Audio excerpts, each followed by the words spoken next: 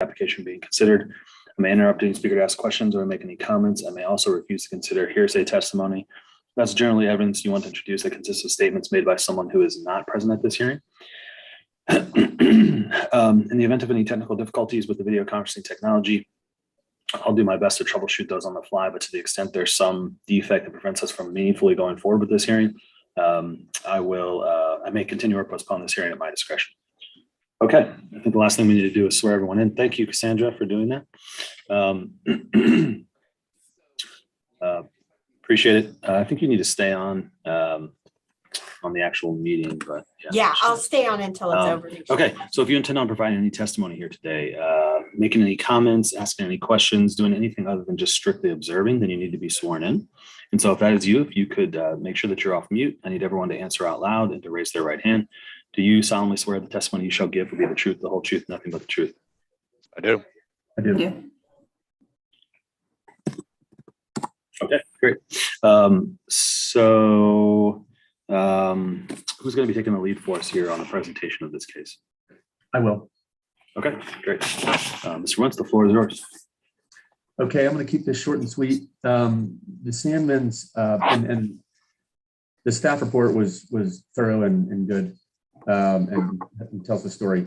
But the Sandmans live right next door to this property. The property was not in great shape. It was a smaller home, and they bought it to expand their.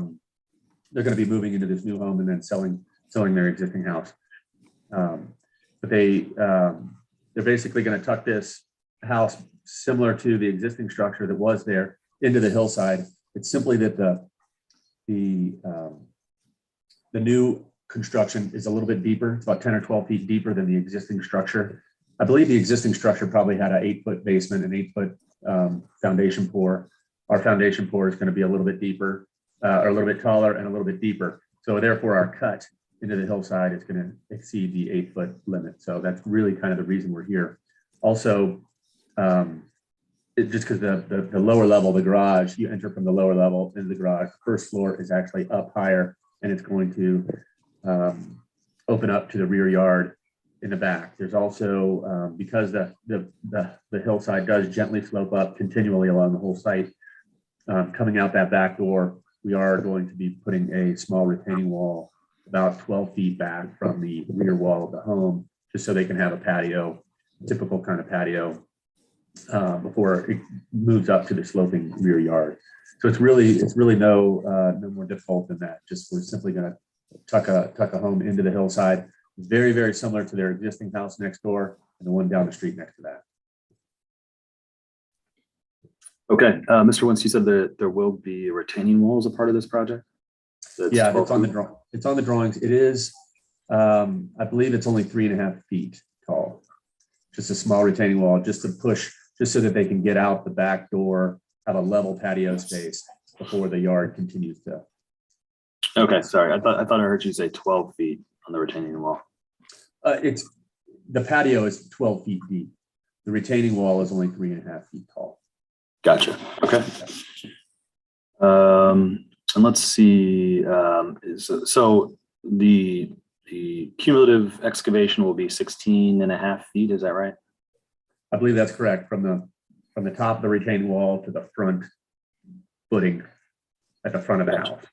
Okay, and that'll be a series of cuts up the hill? Yes.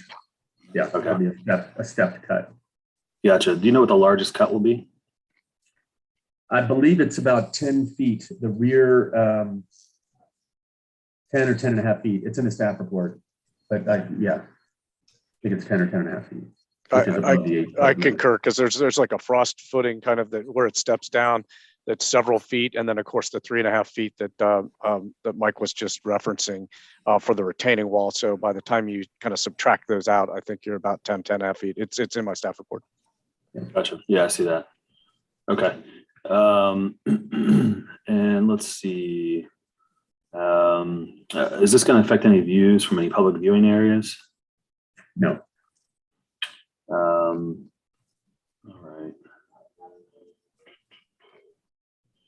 right. Trey, anything you want to add?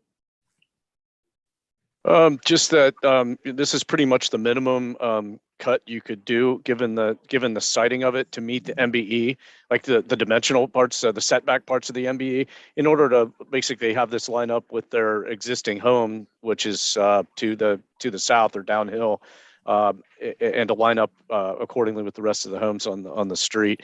It's the minimum.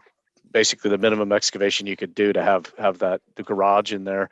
I also would like to point out that it also avoids having an excessively steep driveway. If they were to have made this higher, the driveway pitch would have been impractical for, and it may be there may be a impractically, the existing dwelling, which I guess has been torn down, the previous dwelling, which demolished, probably had a driveway that was non-conforming with regard to the zoning code, because we only allow a 15% slope. And I think when I was ballparking this and looking over this with Mike and his staff, my recollection is that had they, not put the slab, the basically garage slab at this point, that you'd have exceeded that. You would have had an impracticably steep driveway, and it would have needed zoning relief because it would have been greater than the 15%. Beyond that, I think this is going to line up and step into the hill. I don't just mean the foundation, but the hillside guidelines want dwellings all the way down the street to step, and this does. It's like clockwork going down the hill from here to their existing dwelling to the next one to the south. Each is stepped. I did want to point out that it shouldn't affect it shouldn't change anything for anybody on that street. There are some homes up to the north on Grandin, that one section of kind of isolated Grandin that's on the east side of Delta. There are some homes there, but they have pretty heavily wooded lots. Most of them have privacy fences in the backyard, and they're also at a higher topography.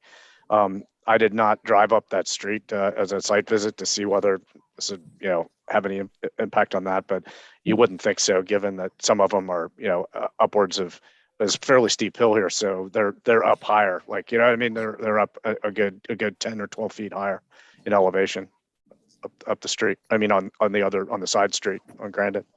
So, and I had no of anybody that contacted me for this, nobody was, I didn't receive any opposition. Okay. You know what I mean? And nobody was opposed to it. Okay. Ms. Seeger, I'm sorry, I didn't mean to skip over you there. Did you want to add? No, that's anything? okay. I don't really have anything to add. I popped on because Mike's out of town, and just in case he needed something from the office here. I did confirm that the maximum cut is 10 foot 5.5. If that helps. Yeah, great, thank you. Okay, anything in closing or otherwise from the architect team before we adjourn here today? I believe so. I think the owners are excited to get started and maintain and live in a new house on the same street. They're excited. Okay, great. So yeah, I've had a chance to review the application and the staff report. Based on that and the testimony here today, I'm going to approve the project. I need to formalize that decision, as you know, Mike, in a written decision. And so as soon as I do that, I'll put it into a PDF and share it with everyone in the hearing. You'll have it just moments after it's complete, and then you'll be able to work with Trey to get that necessary permitting. Do you have any questions or anything in the meantime? That automatically goes back to zoning, right? Because I think we are in for building permits right now, so we won't need to do anything on our end, right? That's correct. I'm not, other than one day when I'm going to be visiting with my daughter who'll be in town for part of her spring break. I'm not going anywhere, Mike. So, at most there'll be a 1 day delay. So as soon as I'll get the same email as you do, and as soon as I get that, assuming it's within the next 2 weeks, I'll flip the permit immediately. Great. Yeah. You'll I'll include everyone on the same email, so you'll be able to see who all has it at that time. Are you already, Mike? Just for out of curiosity, has everybody else approved the permit? Are you good on with the? That's a good question. Emily Eckler in our office is kind of. I think we're approved on everything else. I think we are. Yeah. Okay. Super. I just want to make sure of that in Yeah. case you have to get in a revision or something. But okay, great. All right. Thanks, everybody. If you have any questions or want an update on the status of the decision, please feel free to reach out. Hope you all have a great day. We're All right. adjourned. You too. And Mike, Thank you very I hope your daughter does great in the game. Yeah, go Mavs. Woo! Take care. Bye, guys. All right, bye.